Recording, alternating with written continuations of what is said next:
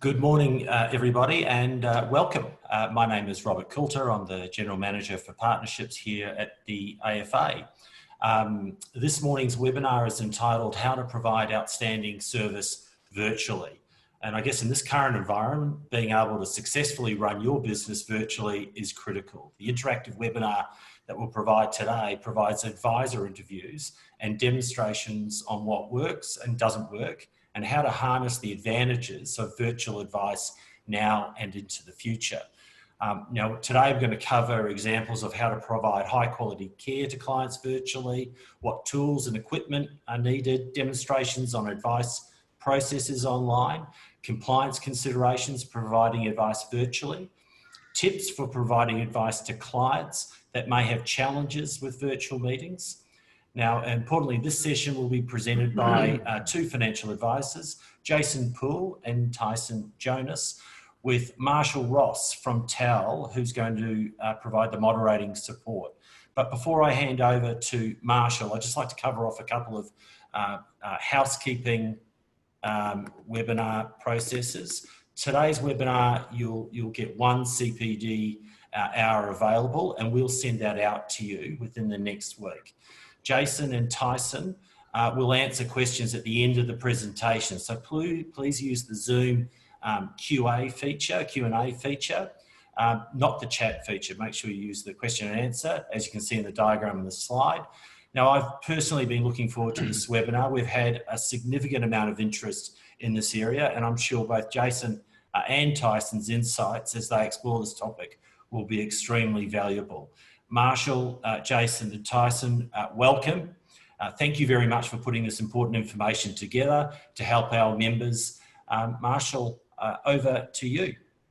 Thanks very much, Rob, and great to be here today. For those who don't know me, my name is Marshall Ross, I'm the Sales Development Manager for TAL up here in Queensland. And today's session is a little bit more of a deep dive on a session that we did a little bit earlier in the year through our TAL Risk Academy, where we were looking to showcase some of the aspects and advantages for conducting your business virtually. So obviously virtual advice or digital advice is something that has all of a sudden come to the fore. I don't think anyone expected there would be a global pandemic that would prompt almost the essential nature of needing to conduct business this way, but that is what came upon us a couple of months ago. So having been thrust into it, it was really important to find a way forward to continue to serve clients in an outstanding manner, but just through a slightly different medium. So what we've had is a couple of advisors who had already been running their business through this medium in the past, pre-pandemic, and had the opportunity for them to bring some insights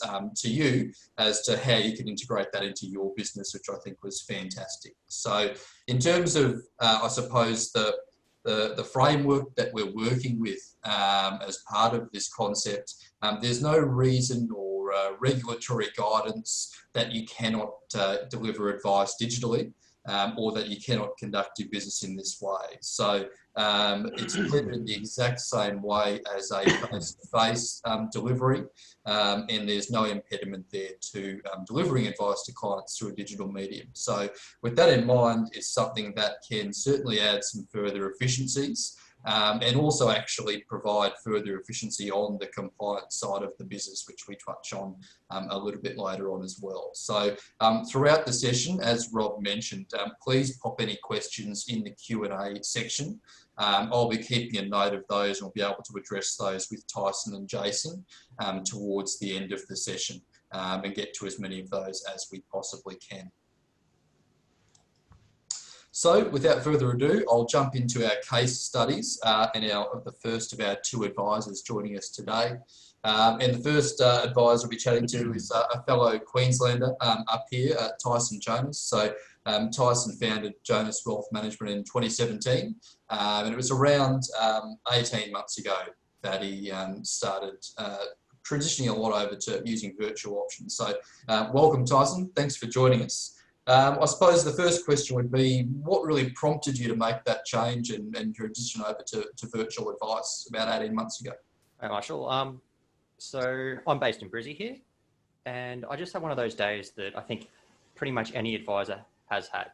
I had a client meeting up in the morning in the sunny coast, so I wasted an hour getting up there or so.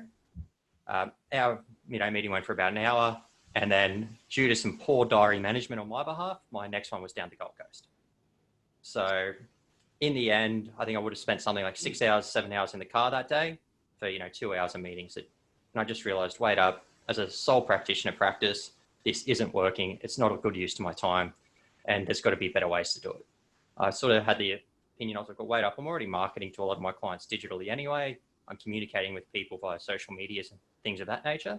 Why not look to use technology to really improve the efficiency of my practice, reduce my operating expenses, and ultimately improve my profitability? So. Fantastic. Yeah, absolutely. And we can see some of the toys that you've set up there, but what were some of the tools and equipment that you've gradually integrated into the process over that time? So I use Zoom for all my video chats. I just find it to be a lot easier than WebEx or Skype. I think it's a bit ridiculous that Skype has a 20-year advantage on Zoom, and it's really inefficient in my mind. The big thing is making sure that you have decent quality audio setups.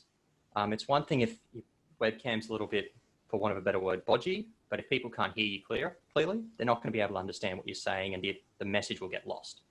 Additionally, from a compliance perspective, when you do have crystal clear audio, it's really easy to know exactly what was said and make your file noting and that sort of stuff easier.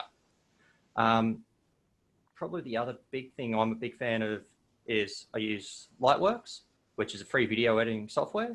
So if I was to, like for example, when you're having your goals conversations with your clients, if you want, you can cut out that 5-minute video, have that as your own separate file note rather than putting 90 minutes worth of video on.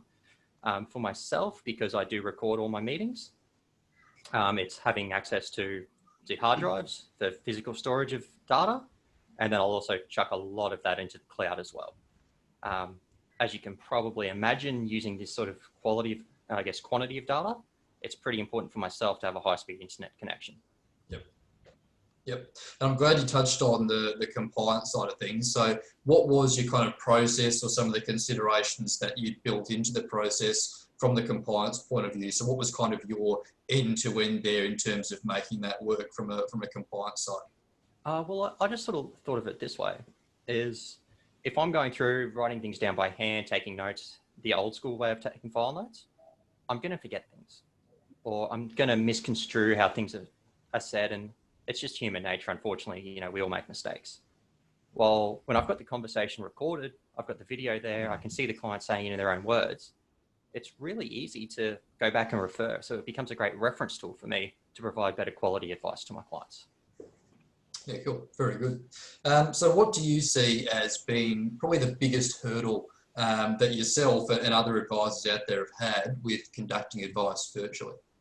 I think for one, it's just getting comfortable with the technology, and particularly if you do have an older client base.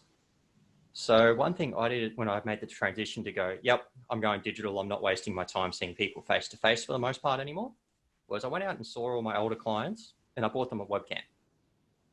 And I arranged a video chat with their grandkids so that this way they got really familiar with how the technology works, they saw the benefits, and it also gives that little bit of, marketing spiel of every time they use that technology, they speak to their grandkids, they catch up with their friend in England, whatever, they think of me. So that was handy there. Yep. But I think the big one is just people, they're terrified to use it and they don't understand how they can really improve their efficiency by doing so. Yep. Have you had any pushback? Have you had any clients who've said, no, I don't want to do that, or outright have expressed that they're hesitant or anything like that? And how have you dealt with that if you have? Not really. I mean, I think at the beginning, some of the older guys were a little bit more skeptical. They were expecting it to drop out. But the way I just sort of pitched to everyone was, hey, let's just give this a try. And I'd usually use it for a more of a catch-up call than anything important to begin with. Yep. And then, once someone's experienced it, they've realized, wait up, I can discuss my financial situation without having to move my couch. If the client wants, they can have the Broncos on in the background and, cry at, them conceding 60 again. But, you can have all that sort of stuff. It's really easy for the client, particularly for advisors who are based in CBDs. It can be a nightmare to get into them. So you're not only saving a lot of your time, but you're saving your client's time. It becomes a really interactive experience. And I don't know about everyone else out there, but I'd rather spend that extra hour that I'm saving in drive time speaking with my clients. Yeah, fantastic. And so you mentioned a little bit around it, but onboarding wise, do you find that there is a better type of meeting for a first meeting, or do you have a length of meeting? Is there a particular way that you conduct that first meeting with them to get them on board? So the way my process works is I send my fact find out to my clients. I get them to pre-fill where they can. Generally, the initial contact will be a phone call. If not, with a lot of my younger guys, it'll be an Instagram message or something like that, or a LinkedIn message. So I get them to pre-fill. And then once we sit down for that conversation, I've already done a little bit of research. I know what the situation is, and we can just sort of jump right into the nitty gritty and focus on what our clients really want to know, which is how we can help them, how we can add value, rather than wasting 90 minutes of, hey, John, do you have any kids? When's your birthday? That property, did you buy it in 92 or 97? Clients don't care about that. They already know that. They want to know how we can help. Yeah, cool. I had one question come through, which I thought was an interesting one here. So what would you do if you had someone come to you and they did say that I don't want to do business that way, I want to do business face-to-face only? Do you still kind of take them on that way, or what's kind of your approach to that kind of client? So with that one, they've got to be a high net wealth client to justify it. And secondly, I probably will be billing them a little bit more in terms of, the additional time it's going to take me to do so. But yeah, more than happy to take them on. Just fortunately with myself, the majority of the clients I take on are on the younger side, I'll admit. Yeah. And that probably comes with, not uncommon, a lot of people will typically find they'll deal with a similar demographic to themselves, and that's not uncommon from a younger advisor to an older advisor. It tends to be you gravitate to those people in your own circles. Another interesting one I had here that you may want to share is, do you use any software, or what technology do you use around the fact find? Is it a digital fact find? What's the process there with getting people to pre-fill that information that you get prior to the appointment? My preferred way is actually just send out a Word document. Honestly, client can type that in. Everyone out there knows how to use Word. And then as far as getting signatures and that, I prefer to use DocuSign, but I'm pretty open as far as how they want to do it. If they want to scan, sign, print, scan, sign, all that sort of stuff, doesn't really faze me too much. Yep, fantastic. And I suppose to close off, 3 tips. Would there be 3 main things that you'd suggest to people to take away from the session today? First one, invest in microphones. A good quality microphone might cost you $200-300, and it is going to save you so much time in the future. Definitely worth the investment on my end there. Next one is make sure your lighting and that's correct.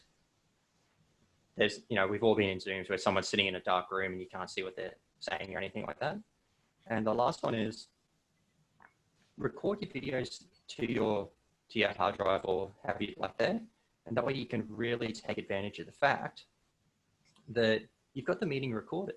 So I can go back through and I can review my advice process, review my conversations, use that as a great tool to improve my own ability as an advisor. And do you ever share those recordings with the client in terms of, similar to, I know from an insurer's point of view, if someone does a tele interview, for example, we'll send them a copy of that as a check and balance to say, if any of this is incorrect, please let me know. Do you ever do that with the recordings to kind of send them a copy, say, here was our meeting. If any of this is not correct, please let me know? Yes, so it's something I've done a couple of times. I'm trying to get into it a lot more. However, it does take a little time. That's where Lightworks comes into it. You just find the segment of the call where you're in that, copy, paste it, set it up as its own link, and then send it to the client and just say, hey, John, can you confirm this is what we spoke about? For me, I'll admit I'm not the fastest typer out there, despite being 27. So for me, it's a lot easier to do that than send an email with, 1,000 words just confirming everything. Yep, fantastic. All right, thanks, Tyson. Hang on the line for us because I do have a fair few questions coming through, which will be great. We'll get to at the end for both Tyson and Jason together to answer those. But thanks for taking the time to step through some of that info with us. I'll jump across to our second advisor who's joining us today. So Jason Poole. So Jason is the Managing Director of GPA Matrix and the founder of Client First Advisors. So he's based in Newcastle, with half of his client base is in Sydney. So I suppose, Jason, there's probably a little bit of necessity is the mother of invention, in that you were pushed in this direction somewhat, and then you've found a way to really make it work. Yes, g'day mate, and hello everyone. Part of this also goes back to my personal situation. My wife's French, and we met in London, and so we've been using webcams pretty much since they were available, and talking with my in-laws and all those sorts of things. I bought my practice in 2004, and so because we were using Skype, most of the things we're using today didn't exist then. Because we were using those sorts of things, I thought, hang on, this could possibly work with some clients. And so we tried it with a number of clients who were more the ones that were, kind of up for it, a little bit tech savvy.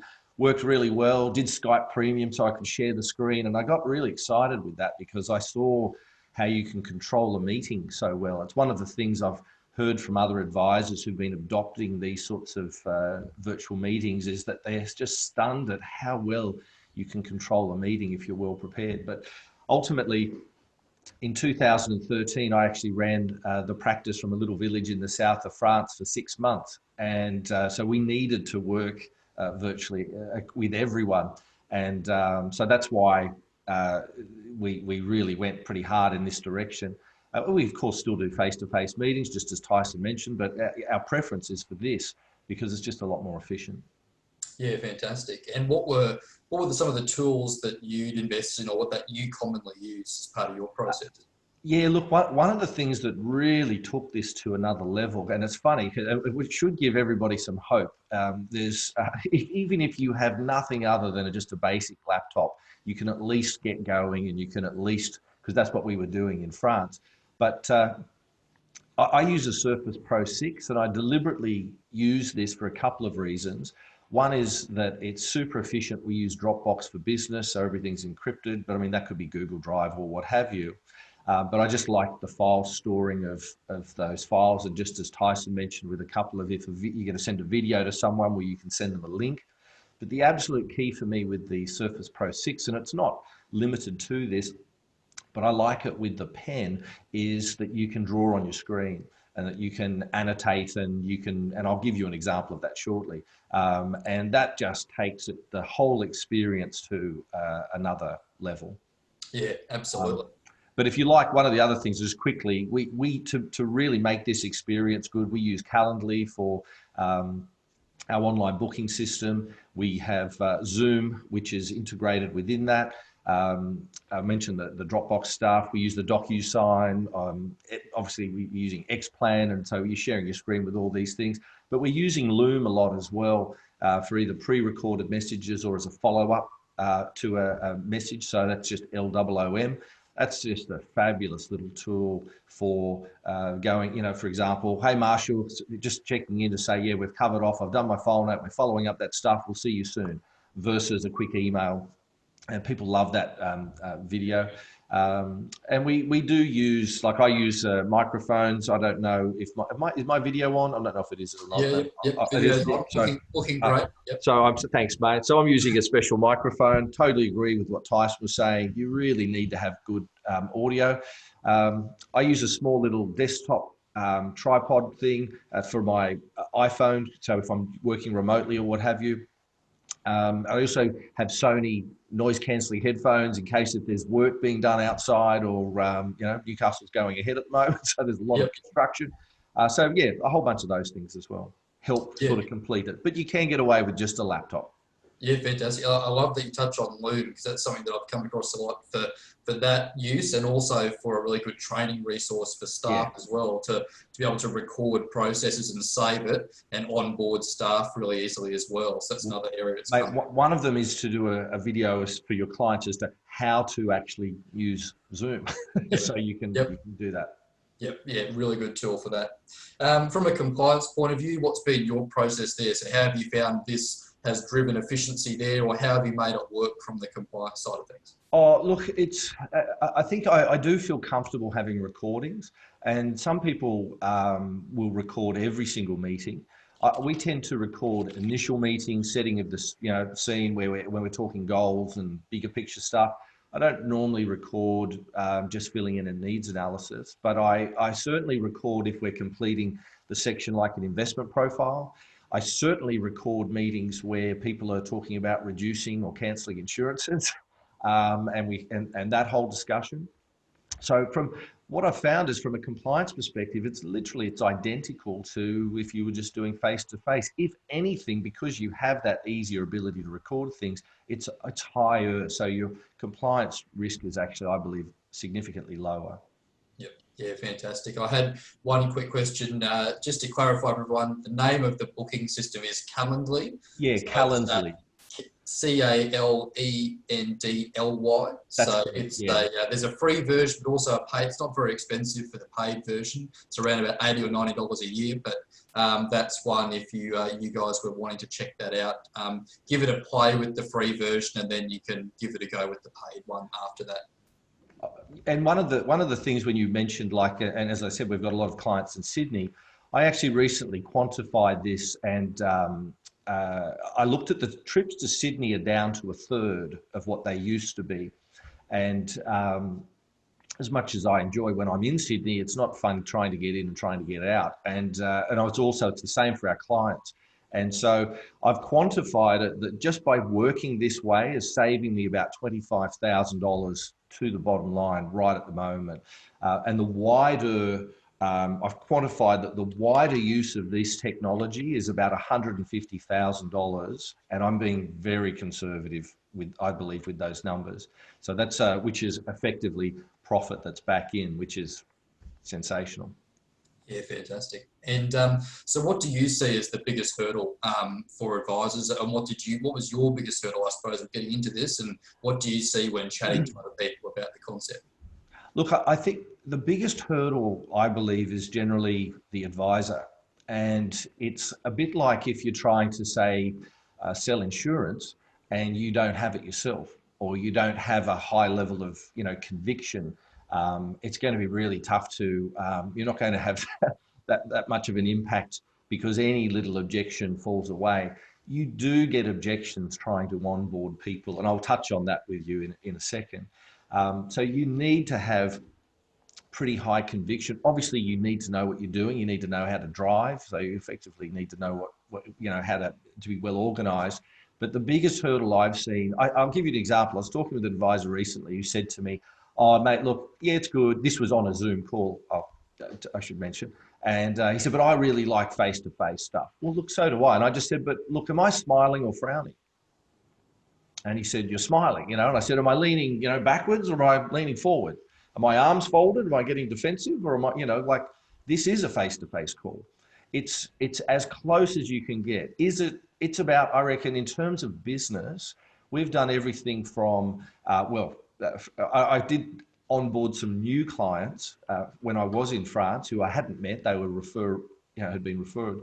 But we have a lot of clients who I've never physically met. And we're talking everything from some, the extreme of strategic advice, from that first initial discovery meeting through to presenting a terms of engagement to, working backwards and forwards, and then a statement of advice, getting forms all done and so forth, all done virtually. And I know I have no special gifts, so it's you can literally operate exclusively this way if you want. But the biggest hurdle is generally the advisor.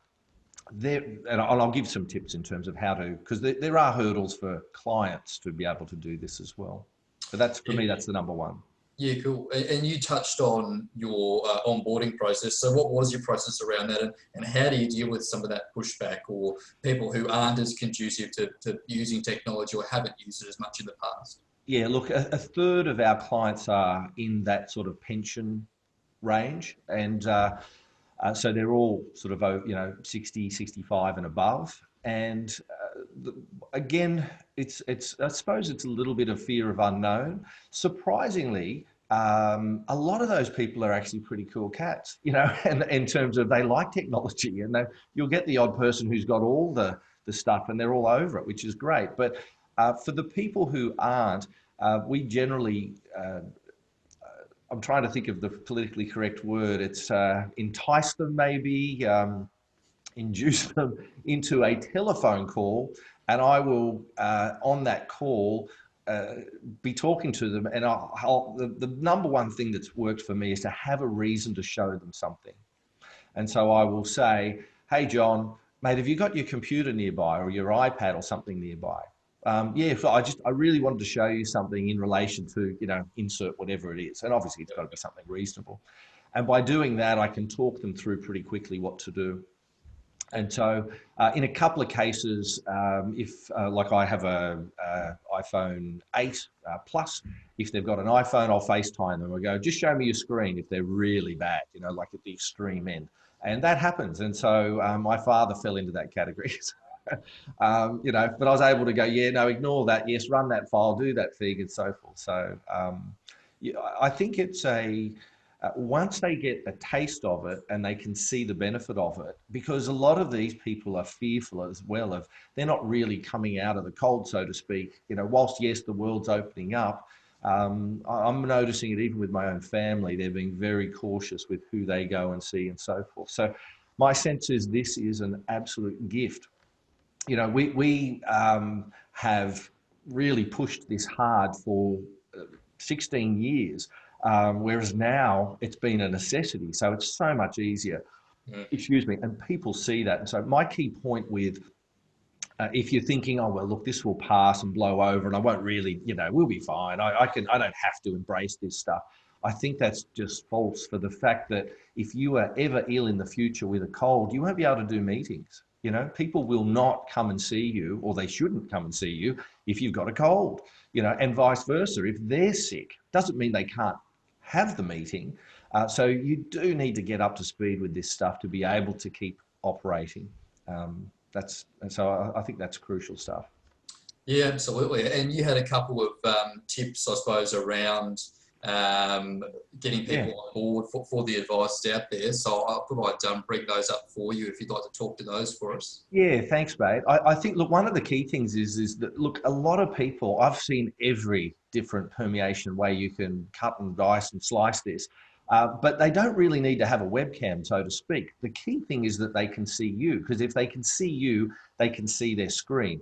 Now, of course, it's better if you can see them, but just in the first instance, because some people will go, they may have older laptops as a classic issue, or a really old iPad with wood paneling, and it doesn't have the latest updated software, and so you're going to have some trouble. But the key thing is don't let that stop you from at least having a crack with this stuff, because if they can see your screen, you'll open their eyes to, hey, this is something that's actually really quite cool. The main thing there is to onboard them, is to really try to get them on the phone. If you can get them on the phone, you can at least hopefully get them to the point where they'll click on your link and then suddenly you've at least got a meeting. You can lower that. So like I talked about Calendly, and I should say there's a link I know we're going to show in a second, but on the Client First Advisors site, if you go to the Facebook page there, look for, I'll re-put a thing on how to find it, but there's a private group. In there are some webinars we've done where this is all free. There's a lot of detail in relation to how you can do this stuff. But if you just want to jump back for a second, if you go to the Calendly, in the Calendly invite, it has a Zoom link, and I'm saying in there, this is a link to how to use Zoom. Here's the thing, run a file. So you're reducing the barriers immediately. But the mobile seems to be a really good comforter. The same thing as Tyson said, is the audio is important. It's not just that your audio is good, but it's their audio is good. And a lot of the time their audio is not good, in which case I'll just mute them, mute myself, and we'll just use the phone sitting so we can see each other, but we're using the phone. The key thing is at least you're still having a meeting. All you have to do is do a couple of meetings like this, and then try and do the same meeting with a phone where you can't share your screen. Like the picture's telling 1,000 words. It's absolutely crucial to be able to do that. It lifts it. And the use of a whiteboard, which I'll touch on an example as well, means it can be interactive and you can go through things. So if we just look at these points here, so there's that Facebook thing at the top, just have a look if you're interested. Structure this like any other meeting. You know, normally when you go into a meeting, you know what files you need, you've got an idea as to the order. Well, the thing is, you've just got them open on your screen. There is a little bit of specialness in terms of if you're like, I'm using split screen, so I've actually got 3 screens at the moment. And the problem is you've got to know where to look for and how to find them. And again, that just comes down to being prepared. What I do, and I'll give an example of this in a second, is I like to be able to annotate. So I use a thing called Drawboard. And so when I open my review or planning document or needs analysis or whatever, I'm opening it up in Drawboard, and that allows me to write. And the clients see that as you're talking, which freaks them out initially and just think, wow, how are you doing this stuff? The inference is if your systems are this good, maybe you know what you're doing with your advice too. So it's a you know, whereas if you're stumbling around, and that's one of the issues for advisors, is you don't want to look like you're crazy, you know, or a bit, you know, or not crazy, but you know, you don't want to look like you're incompetent. But it's a very easy thing to simply say, hey, I'm started a new way of working, which makes it really efficient. And, you know, so please bear with me as I'm just, you know, I'm just getting there. People generally are pretty cool with that. So have the practice go. Just remember, they can always see you. I think I gave previously an example where I didn't realize that was the case when I was using Skype. And I had a thing where I had this huge carpenter bee dive bombing me. I didn't think the clients could see it. And I rolled up a magazine. I'm trying to swat it. And then I saw them laughing. And I went, can you guys see me? And they were, yeah, it was pretty embarrassing. But play with all the settings. Zoom actually is so cool because it doesn't have that many settings. So it's easy to go through, but I would click on everything and see how you can use it. The screen sharing, which I'm going to show in a second, is just fabulous. I think it really brings things to life, and the clients, again, it makes it easier. It reduces the time on your calls because you're not having to explain all of the detail. They can literally see it.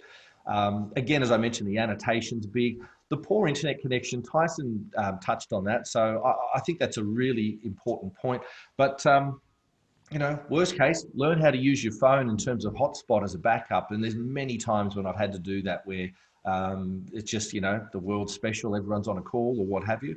So if you can hotspot and use your phone for the internet, generally, if you've got 4G, that's going to give you around maybe, you know, 75 megas of download, which is more than enough to do this kind of stuff. Make sure you close off any personal files before you start. You know, like it just seems so obvious, but it's such a, I see it when I've been the client for other people and we're doing a call and they're clicking on the wrong thing. So make sure, particularly a really good one there is if you Xplan, if you're using Xtools or anything, make sure you've got that client actually selected within there. Otherwise they're seeing other clients' names. And then Tyson also mentioned this crucial in terms of lighting and the audio, but particularly there's nothing worse than when you're in a call with someone and they're in deep shadow and you kind of, you know, and I don't mind, look, that happens with clients a lot, but at least make sure, be professional enough to make sure that you're not doing that yourself. Yep. Yeah, fantastic. Some really good tips there. And look, I'd probably say that in terms of doing a practice run and getting into it, reach out to one of your BDMs that you've got a good relationship with and do a Zoom call with them and play with a few of these tools. It's a bit of an external test run without it being an external test run with a client. So give something like that a go and give it a bit of a play. So what I'm going to do now is I'll pass over to you, Jason, to do a quick demonstration of using a couple of those tools and kind of a few of the things you do. So I'll stop sharing that now, so you should be able to jump on and share your screen. Yep, I can see that. Okay, so I'm just going to quickly, I was going to first say when this is just a little extra, I suppose, information.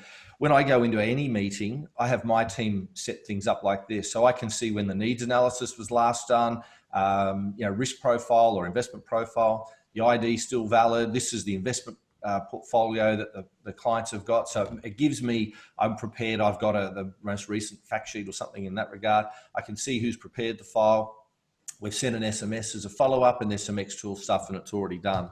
So I go along to my file. I'm simply showing this. If you use Mac or whatever, it might be a little bit different. But so this is effectively Windows-based. Here's the client and I click on that and I open up here and here's their folder. And then this is the one that I'm wanting, which is the reports. And so I'll stop this. And what I'm doing there is I'm right-clicking that file and then I'm opening that up in Drawboard. And so I'm going to put this onto a different screen. Just can you still see Drawboard, or have I messed that up? Yeah, that we can see the portfolio review. Yep. You see me zoom in? You can see that, Marshall? Yep, we can see the portfolio report, but not the Drawboard.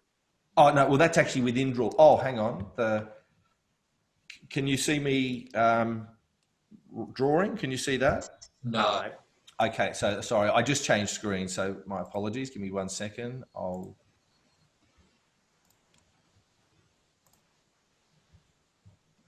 Drawboard now? Perfect, yep. Excellent, good. And you can see that scrolling? Yep. Good, just checking. Sorry, this is one of the issues when you have a lot of screens. So anyway, I go through. So here's my review document. And so I'm going through and I'm typing. So I've got the ability to put something like this, and, you know, I can type in here, or I can just make notes, right? I can change things. The cool thing with a screen like this is that you can zoom in and zoom out and move things around. So you can see here, you know, I've updated that there. You know, and I'm going along and effectively, you know, showing a whole bunch of stuff. And then we get to this section, and instead of what I've been doing, again, I'll do this very quickly, but one of the things with this, again, when you're screen sharing, just to really labor this point, is, you know, this is a tough market. So this is some of the holdings in this portfolio. Can you see the Excel spreadsheet? Yep. So, right, so I'm not going to go through all of these holdings with these people that drive them nuts. But what I'm trying to do is make a point that they've got really good diversification. And so this shows you, okay, there's a steward holding, and I might talk through 1 or 2 stocks. Then I'll go through the other tabs. And so you get the idea. And I go through these, obviously not this quickly, but pretty quickly. And I just go through and talk about the stocks. And my key point here is, yep, okay, it's, you know, it's conceivable that in a world like this, some of these, you know, some of these companies are going to struggle, but that's why we got such a good spread, right? But the thing is, there's no way I could just show that, get that impact by just telling them that on a telephone call. Just that quick glance really brings it to life. And so I come down here and you know, we talk through all their stuff, and you can see, yes, things have dived. This was in March.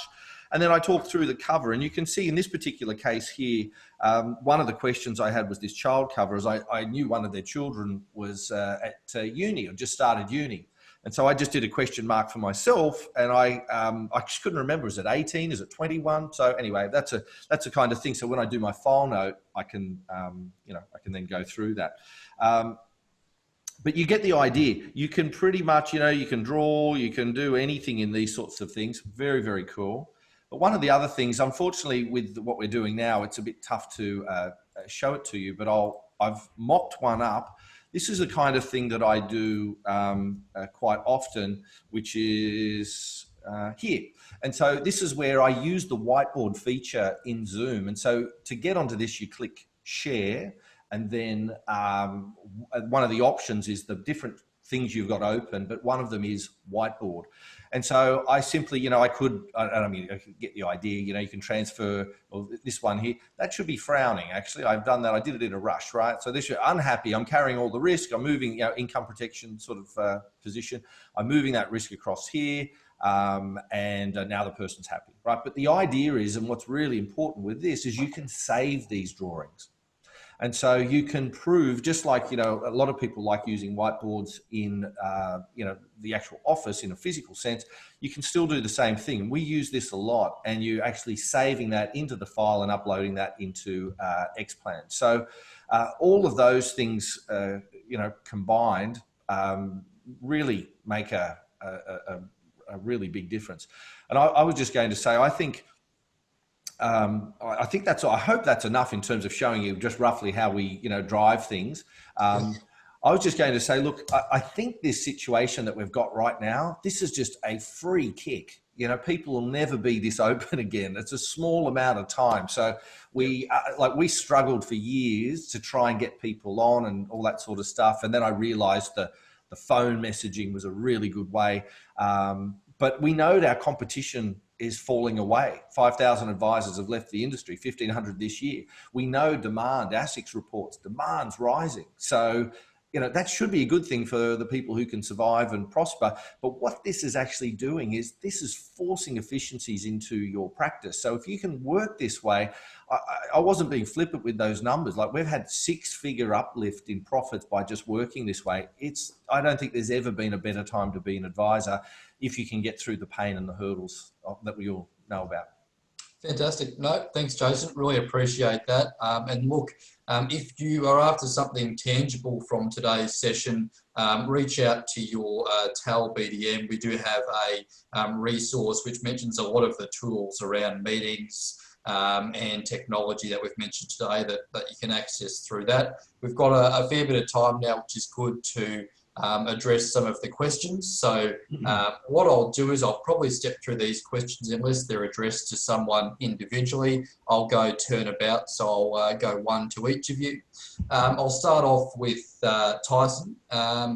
Is there a particular demographic of client that you find is more hesitant to have a virtual meeting and that they prefer that shop front office kind of experience? Yeah, probably the older clients, see your retirees are probably a little bit more hesitant. However, the way I sort of find to get around that one is, firstly, all my marketing is done based on it's an online experience, and modern advice, 21st century advice, I'll do, I don't want to say sarcastic things, but, I'll put posts up, as far as marketing online as being like, why see an advisor in a brown suit to get a written document from 1970, it's 2020, see someone modern. And that tends to work pretty well for me and the type of clients I like to work with. Yeah, cool. Very good. And Jason, what do you find as the value prop? So why would someone seek out and work with you predominantly via a digital space when they could walk into a bank or anywhere off the street or a yellow brick road or whatever and see a financial advisor in a branch? Look, I don't want to take up 20 minutes espousing all of our benefits, but our thing is that they can do both, right? But one of the key things we've done, which has helped people, is a genuine inducement. And it is true, and Tyson touched on it, and it's actually really, it's very real. If you work in a more virtual way, I'm not closed off, right? So those Sydney ones, I still, as I said, it's down to a third. I might just do out of 3 meetings, 1 might be face-to-face and the next 2 will probably be virtual. And the thing that we're saying there is, look, we can keep doing this face-to-face, which is fine, but you should know that you'll be paying a premium for that. They go, what? And so what we've said is, and it's like the herd mentality. I go, look, what we've found is most of our clients prefer lower fees, not higher fees. And we've found by working this way, we're able to maintain fees and in some cases lower fees. Whereas if we don't do this, well, look, it's inefficient and it means fees will go higher. Are you I don't care about fees being higher, or are you kind of, I'd like to try and work out my webcam kind of person, and that for many clients, that's worked very well. I think the big thing as well at the moment is, in this COVID world, people are using telehealth, they're using video, to see a doctor. Your finances shouldn't be any different. And from a client experience point of view, it's really simple. Once they do it once, people don't want to go back, in my experience. Yeah, awesome. One for you, Tyson. Do you acquire clients online in terms of marketing and lead generation? So for clients who aren't referrals, are you acquiring anyone through marketing and that kind of stuff digitally? I'm not going to give away all my secrets here, but LinkedIn is a fantastic tool. I think if you're not using that, you're probably, I don't want to insult you or anything, but you're not marketing as effectively as you should. Yep. You can get huge free reach. Like the post I put up yesterday's got like 27,000 views and it didn't cost me a cent. Heaps of interaction, which is great. Next one, which I do, is probably different to a lot of advisors who tend to go, they'll take the parent relationship, and then once the kid hits 30, they'll then move, little Sally's old enough now to own a home, have some debt, decent super balance, all that sort of stuff. Let's bring her on. I actually tend to do the opposite, which is I start off with the younger client, and then once we've got them sorted out, and, in a great position for their future. So, hey, Mark, your mum's, she's 55. Has she thought about her retirement? Like, do you want me to have a chat with her? And because you've already got that relationship and they're singing your praises of how digital, how easy this is, all that sort of stuff, it's a great way to build business. Yeah, cool. Great point. Yeah, very, very good. Jason, I had a quick one here on, is there a main difference between using Loom or using Zoom with the recording functionality? Yeah, there is. The Zoom does create very big files, and Loom effectively is generally I use that for very short videos, and that's more of a static thing. So that's not so much an interactive thing with a client. So Loom is really what's amazing is you can do a quick 1, 2. I mean, depending. Where we use it a lot is explaining documents. Right, so you've had a strategy meeting with a client, and right at the end they said, "Oh, but what about if we?" And you go, "Oh, okay, that's going to require a little bit more tinkering." So you go and do your tinkering, and you have now got a new file, or maybe you've redone the numbers. Do I really want to do a whole new meeting with these people? I mean, I don't mind. I could do that, but an efficient way of doing it is I say to them, look, I'll check those numbers and I'll put a video together for you. So then you open up the document and you talk through it, right? And recording yourself, and you don't even have to be on it, just recording the screen. Here's the difference in those numbers. Okay, if you want to go through it, Marshall, give us a call, otherwise we're fine. And then I put a link into the Calendly link, so you're always available, always open. Most times people, if you've done it right, people just write back and go, wow, thanks for that, get it now. That's cool. Yep. That's where you use Loom, whereas the Zoom is more like this, proper meeting sort of stuff. Yep. And with the recordings, I'll go to you, Tyson, on this. You mentioned you use the cloud or hard drives. What kind of size do you normally have for a recorded meeting? Like how many megs are you kind of looking at? I'm actually not sure off the top of my head. All I know is I've got 5 2 terabyte hard drives, and first 3 of them are completely full at the moment. So they do fill up pretty quickly. Yep. But it's handy just to have that backup, and you can refer everything over. So. And what's the cost of one of those hard drives, to give kind of an example? I think they're about $100 or so nowadays. Data storage is getting cheaper by the day, so it's not exactly a huge expense to your business. Yep.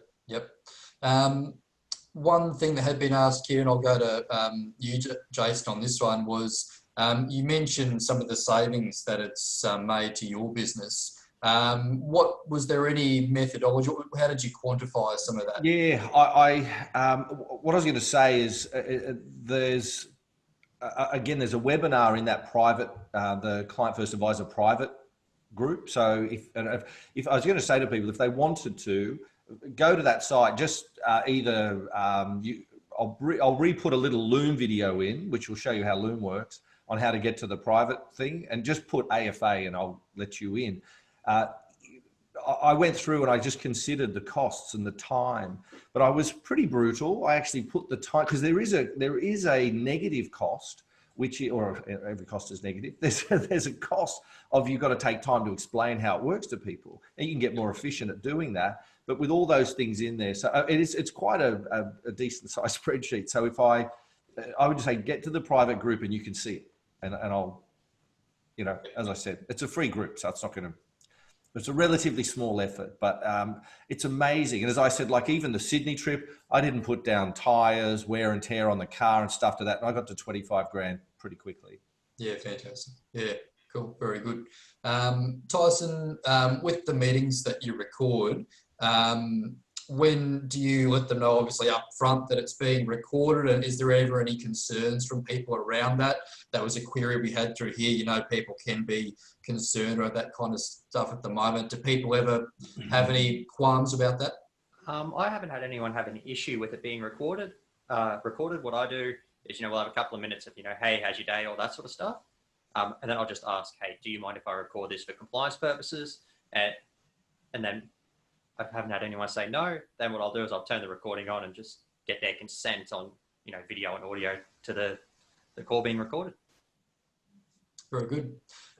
Jason, I had a question here around, in particular, insurance SOAs and some of the follow-up documentation that you may need for doing an insurance application.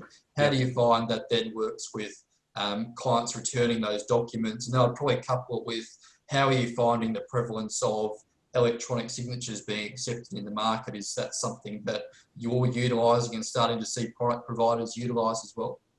Yeah, that's a good question. We've been pushing for years for digital signatures, and with a lot of groups. This has just been like a godsend, because it's fast tracking a lot of it. We've used the online versions and tele underwriting, and I must admit, if you drew a link with tele underwriting as an example, a lot of advisors I've spoken to have been really hesitant to use it. They use a term like, I want to bond with my client, and and all that sort of stuff, and to which I would counter that I'm not saying that you don't do that, but if someone's already taking out some insurance cover, that you've already bonded. There's been enough bonding. You don't need to know about an irregular pap smear test or whatever. So the point there is that you the document. So we'll present our statement of advice, just as I was showing before, and the documents can go out. We use DocuSign, Adobe Sign. There's a number. I'm always looking at new ways of doing things. So there's new signing stuff through Xplan as well. It's whatever works, and try a variety of different things. But the actual online application. So I did a TAL one a fortnight ago. Like, it's just fabulous, So I'm sharing my screen with the client, and we're doing the online application. Very easy. It's as if I'm sitting next to them.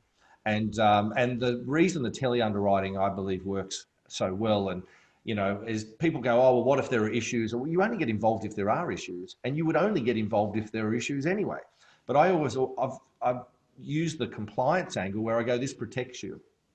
Anything that's recorded from a health-wise, yes, you need to disclose that. But the call's recorded, so it protects you, that you've actually, from a disclosure perspective. So it's, again, and I position the tele underwriting as effectively it's part of our wider team. And so it, again, just saves you a lot of time. Clients like it. We deal predominantly with small business people, executives, and a lot of professionals, predominantly medicos. So they're short on time. And it was something that I meant to say earlier, which I don't think I did. People are so much more relaxed in their own environment.